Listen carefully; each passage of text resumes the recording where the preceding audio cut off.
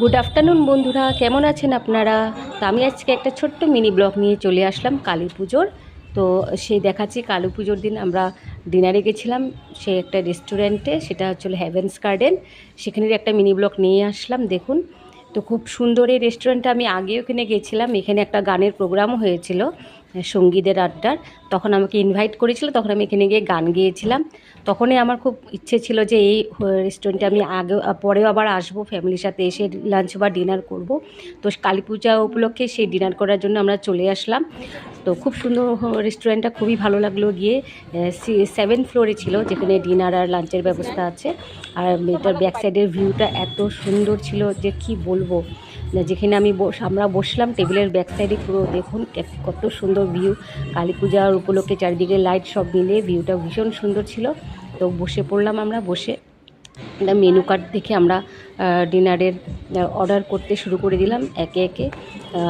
নিয়েছিলাম mutton biryani, pizza, তারপর নিয়েছিলাম ড্রিঙ্কস, তারপর চকলেট শেক, তারপর নিয়েছিলাম ফুচকা।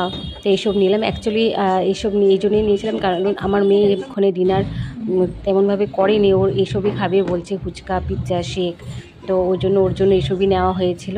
তো আর একটা কথা বলে দিচ্ছি, কারণ কালী পূজাতে তেমনভাবে আমাদের এবার ঘোরা হয়নি, কারণ মেয়ের হাফ ইয়ারলি এক্সাম ছিল, চলছিল, অলরেডি চলছে এখনও।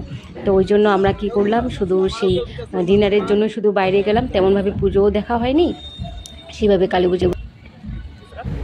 তো একে একে চলে আসলো আমরা অর্ডার করা সব খাওয়াগুলো। পিৎজা চলে আসলো, মাটন বিরিয়ানি চলে আসলো, শেক, সব কিছু চলে আসলো।